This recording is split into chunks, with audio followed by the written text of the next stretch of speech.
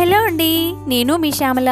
ఈరోజు మన యుక్తి కిచెన్లో ఇవాల్టి రెసిపీ వచ్చేసి బెండకాయ పులుసు.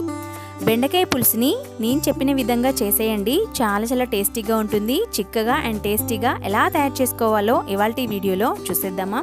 ముందుగా ఒక పావు కేజీ బెండకాయలని తీసుకున్నానండి. వీటిని కడిగేసి ముక్కల కింద కట్ చేసుకొని పక్కన పెట్టేసుకోండి. ఇప్పుడు స్టవ్ ఆన్ చేసుకుని స్టవ్ మీద ఒక గంజు పెట్టేసుకొని అందులోకి 2 టేబుల్ స్పూన్ల వరకు ఆయిల్ని వేసుకొని ఆయిల్ హీట్ అయ్యాక అందులోకి పోపు దినుసులను వేసుకొని వేగనివ్వండి. చూస్తున్నారు కదా, ఆయిల్లో పోపు దినుసులు అయితే వేగిపోతున్నాయి. ఇప్పుడు ఇందులోకి ఉల్లిపాయ ముక్కలు అలాగే పచ్చిమిర్చిని యాడ్ చేసేస్తున్నాను. 4-5 గ్రీన్ చిల్లీసు అలాగే ఉల్లిపాయ ఒకటి తీసుకున్నానండి. 2 రెమ్మల కరివేపాకును కూడా వేసేసుకొని కొద్దిగా ఇంగువని కూడా యాడ్ చేస్తున్నానండి. మొత్తం అంతా ఒకసారి కలిపేసుకొని మూత పెట్టి కాస్త మగ్గించుకుందాం. ఇక్కడ 2 నిమిషాల తర్వాత చూపిస్తున్నాను చూడండి. ఉల్లిపాయ ముక్కలు మరియు పచ్చిమిర్చి అనేది వేగిపోయింది కదా. ఇప్పుడు మనం ఇందులోకి ఒక 1 టేబుల్ స్పూన్ వరకు జింజర్ గార్లిక్ పేస్ట్ని వేసేసుకోవాలి.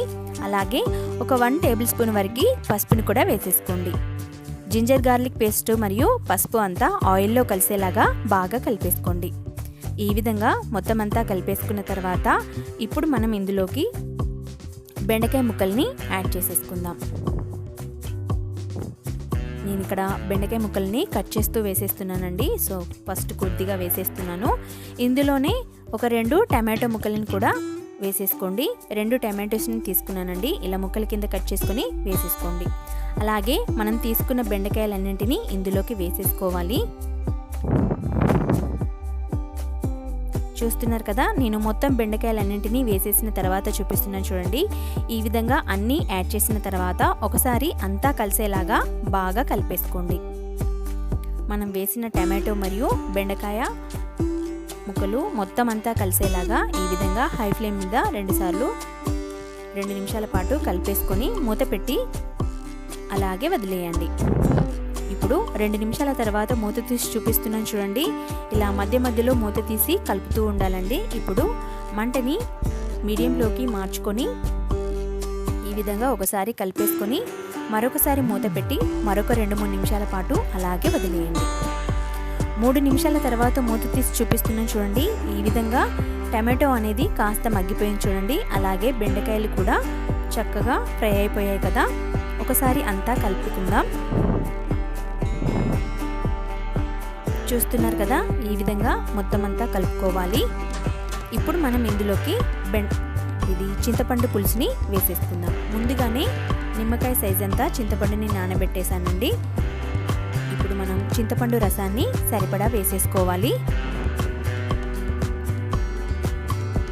ఈ విధంగా సరిపడా చింతపండు రసాన్ని వేసేసుకున్న తర్వాత పులుపుని చూసుకొని కొద్దిగా వాటర్ని కూడా యాడ్ చేసేసుకోండి. నేను ముందుగా చింతపండు రసాన్ని వేసేసాను కదా, ఒకసారి అంతా కలిపేస్తున్నాను. ఇప్పుడు ఇందులోకి కొద్దిగా వాటర్ని కూడా యాడ్ చేసేసుకోండి. ఒకసారి అంతా కలిపేసుకొని పులుపుని చూసుకొని వాటర్ని వేసేసుకోవాలండి. నేను ఇక్కడ ఒక 1 గ్లాస్ వరకు అయితే వాటర్ని వేసేసాను.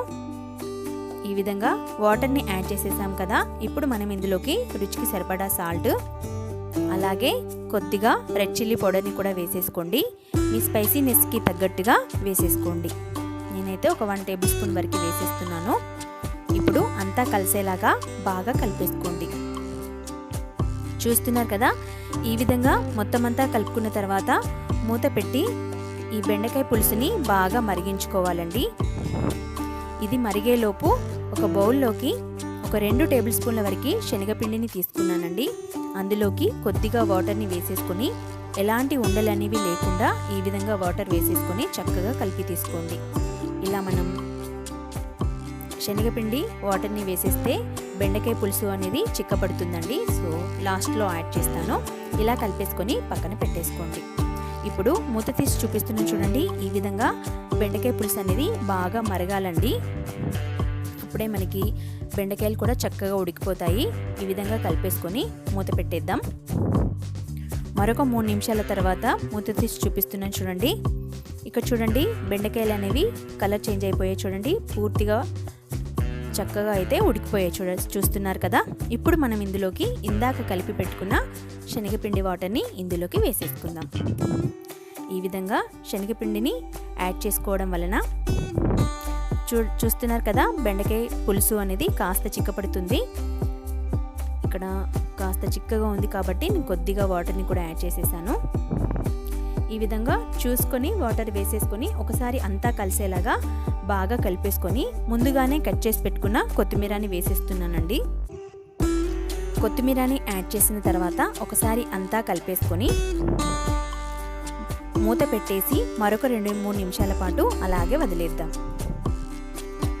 చూస్తున్నారు కదా, ఈ విధంగా మొత్తం అంతా కలిపేసుకున్న తర్వాత మూత పెట్టి అలాగే వదిలేద్దామండి. 3 నిమిషాల తర్వాత మనకి బెండకాయ పులుసు అనేది రెడీ అయిపోతుంది. మూత పెట్టి ఒక 2-3 నిమిషాల పాటు అలాగే వదిలేద్దాం. 3 నిమిషాల తర్వాత మూత తీసి చూపిస్తున్నాం చూడండి. చక్కగా మన బెండకాయ పులుసు అయితే రెడీ అయిపోయింది. స్టవ్ ఆఫ్ చేసేసుకొని సర్వ్ చేసేసుకోండి. చాలా ఈజీగా చేసేయచ్చు. పిల్లలు కూడా ఈజీగా రైస్లోకి తినేయచ్చండి. చాలా టేస్టీగా ఉంటుంది. మామూలు బెండకాయ పులుసు కంటే ఈ విధంగా చక్కటి చిక్కని బెండకాయ పులుసుని ట్రై చేయండి. చాలా టేస్టీగా ఉంటుంది. ఇంకెందుకు ఆలస్యం, మీరు కూడా ఒకసారి ట్రై చేసేయండి. చూసారు కదండి ఇవాల్టి రెసిపీ బెండకాయ పులుసు. ఈ వీడియో కనుక మీకు నచ్చినట్లయితే ప్లీజ్ లైక్ చేయండి. అలాగే మీ ఫ్రెండ్స్కి షేర్ చేయండి. మరిన్ని వీడియోల కోసం మన ఛానల్ని సబ్స్క్రైబ్ చేసేసుకోండి. Thank you for watching.